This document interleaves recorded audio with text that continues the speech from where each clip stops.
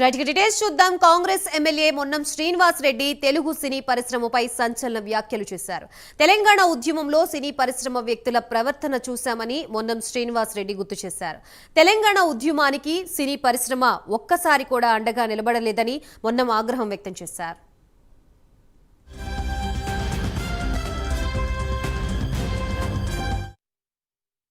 కుటుంబాల చేతుల్లోనే తెలుగు సినీ పరిశ్రమ బందీ అయిందని, తెలంగాణ వారికి చోటు దక్కడం లేదని మొన్నం మండిపడ్డారు. ఇంత చేసినా గొప్ప మనసుతో తెలంగాణ ప్రభుత్వం అడగకుండానే వరాలు ఇస్తుంటే చులకన అయ్యామని మొన్నం అన్నారు.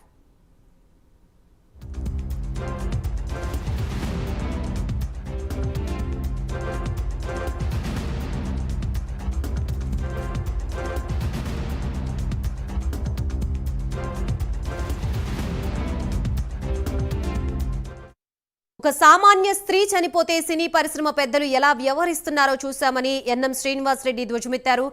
రెవెన్యూ పరంగా బిగ్గెస్ట్ ఏరియా నైజాంలా తెలంగాణ ప్రజలు ఈ స్టార్ల సినిమాల్ని బాయ్కాట్ చేస్తే అడ్డుకుని తింటారని మొన్న శ్రీనివాస్ రెడ్డి ఘాటు వ్యాఖ్యలు చేశారు.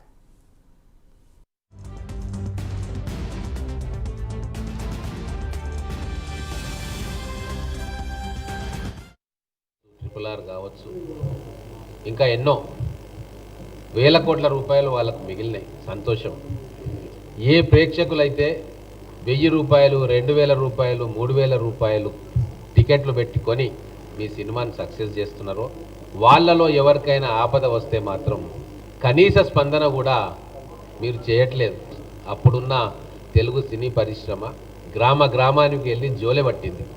అయ్యో మా తెలుగువాడికి కష్టం వచ్చిందే, మా అభిమానులకు కష్టం వచ్చిందే, వాళ్ళ బాధలు కొద్దిగానైనా మేము తీర్చాలి అని చెప్పి గ్రామ గ్రామం తిరిగి జోలెబట్టింది. మరి అటువంటి గొప్ప నాయకులకు వారసులమని చెప్పుకునే వీళ్ళు ఏ రోజైనా ప్రజల కోసం స్పందించిండ్రా? ఏ రోజైనా ఒక కుటుంబానికి, ప్రజలకు, ఒక ఊరుకు, ఒక ఆసుపత్రికి మేము సహాయం చేసినామని చెప్పి వార్తలకు వచ్చిండ్రా? నాకైతే గుర్తులేదు. కానీ ఎక్కడ వార్తలకు వస్తారు? 1 కోటి రూపాయల వాచ్ చేతికి దొడుకున్నాము, ఇండియాలో మొట్టమొదటిసారిగా ఈ వాచ్ కొన్న సూపర్ స్టార్ ఈయన, 7 కోట్ల ఖరీదైన BMW లేదా కొత్త మోడల్ కార్లు కొనుక్కున్నాము, సెపరేట్ చార్టర్ ఫ్లైట్లు వేసుకొని విదేశాలు తిరిగి వచ్చినాము. ఇందులో వార్తలకు ఎక్కిరు మన ఘనత వహించిన సినిమా స్టార్లు. అదే తమిళనాడులో ఎన్నో ఉదంతాలు ఉన్నాయి. ప్రజా సమస్యలతో పాటు ప్రజా సంఘాలను స్థాపించి లక్షలాది మందికి చేయూతనిచ్చిర్రు. అది మనం ఎన్నోసార్లు చూసినాం. మీ వయసు వాడే ఆ తర్వాత వచ్చిన విజయ్ కూడా కొన్ని వేల సేవా సంఘాలు స్థాపించి ఎంతో సేవ చేసింది. మరి మన సూపర్ స్టార్లు ఏ రోజైనా వాళ్ళ అభిమానులకు పిలిపించిండ్రా ఒక మంచి కార్యక్రమం చేయమని? ఒక్క చిరంజీవి గారే ఈ మధ్యన బ్లడ్ బ్యాంక్ స్థాపించి కొన్ని లక్షల మందికి ఆసరాగా నిలిచిండు. వాళ్ళ ఆరోగ్యాన్ని కాపాడుకునే ప్రయత్నం చేసి వాళ్ళ అభిమానులతో కూడా చేయించారు. వీళ్ళని అప్రోచ్ అయ్యి వాళ్ళైతే కలవరు ఏడుంటారో వాళ్ళ మేనేజర్లను ఎవరైనా అప్రోచ్ అయ్యి నీటి సంరక్షణ కోసం మీరు రండి, ఒక ప్రకటన ఇప్పియండి, లేదు ఇంకో సామాజిక సమస్య మీద మీరు ఒక ప్రకటన ఇప్పియండి అంటే అట్లా చెయ్యరు మా వాళ్ళు. ప్రతిదానికి ఓ రేటు ఉంటుంది. యాక్చువల్గా అయితే ఎక్స్ ఉంటుంది. సామాజిక సమస్య సొసైటీ కోసం కావచ్చు, X/2 చేసుకోండి అని చెప్పి నిస్సిగ్గుగా చెప్పిన సందర్భాలు ఎన్నో ఉన్నాయి. నేను పేరు చెప్పదలుచుకోలేదు, బయట పెట్టదలుచుకోలేదు. 400 రూపాయల పుస్తకాలు పేద పిల్లలకి ఇద్దాం, గవర్నమెంట్ స్కూల్ పిల్లలకి ఇద్దామని చెప్పి మాకు తెలిసిన NGOలు అప్రోచ్ అయితే ఆ సినీ పరిశ్రమకు చెందిన పెద్ద మనిషి ఏమంటాడంటే, ఒక కుటుంబానికి, ఒక విద్యార్థికి ఇస్తే నాకేం పబ్లిసిటీ వస్తుంది, అదే ఒక పోస్టర్ వేస్తే వేల మంది చూస్తారు, నాకు పబ్లిసిటీ వస్తుంది అని మాత్రం లేకుండా రాతి గుండెతోటి ప్రేక్షకులన్నా, అభిమానులన్నా, తెలంగాణ ప్రజలన్నా, తెలుగు ప్రజలన్నా కరెన్సీ నోట్లను వాళ్లకు ప్రింటింగ్ చేసే యంత్రాలుగా చూసినారు తప్ప మానవత్వం ఉన్న మనుషులు వాళ్ళు, గొప్ప మనుషులు. 30,000 జీతం వస్తున్నా కూడా 3,000 రూపాయల టికెట్ తీసుకొని వచ్చి నీ స్టార్డమ్ నిలబెడుతున్నారు, మన తెలుగు సినిమాను బ్రతికించుకుంటున్నారు అన్న ధ్యాస కానీ ఆలోచన కానీ ఒక్క క్షణం కూడా వీళ్ళకు రాలే. వీళ్ళకంటే సోను సూద్ గారు ఎన్నో రెట్లు నయం.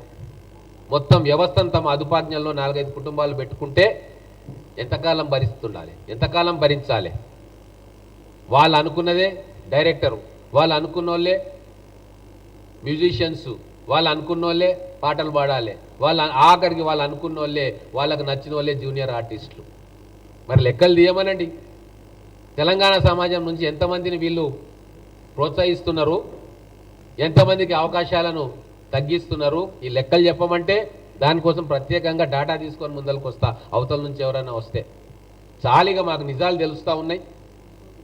పోనీలే అని ఊరుకుంటా ఉంటే మా సమాజం మీద, మా సంస్కృతి మీద దాడి, మా భావోద్వేగాల మీద దాడి, మమ్మల్ని లెక్కలే లేనట్టు ప్రవర్తించడం, ఇవన్నీ కూడా తెలంగాణ సమాజానికి వాళ్ళు గాయపరుస్తూ ఉన్నారు మమ్మల్ని. దయచేసి అర్థం చేసుకోండి. అదే మా గొప్పతనం.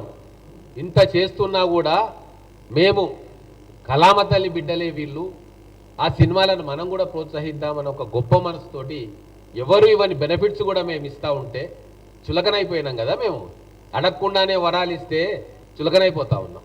అదే గతంలో జగన్మోహన్ రెడ్డి గారు వీళ్ళ పట్ల ఎట్లా ప్రవర్తించారో ప్రపంచానికి తెలుసు, ఎట్లా ఇబ్బంది పెట్టినో తెలుసు. కానీ మేము గుండెలో పెట్టుకున్నవే, మా ఇళ్ళను ఖాళీ చేసి వాళ్ళకి స్థలాలు ఇచ్చినవే. వాళ్ళు పుట్టింది, పెరిగింది, చదివింది మా మధ్యలోనే.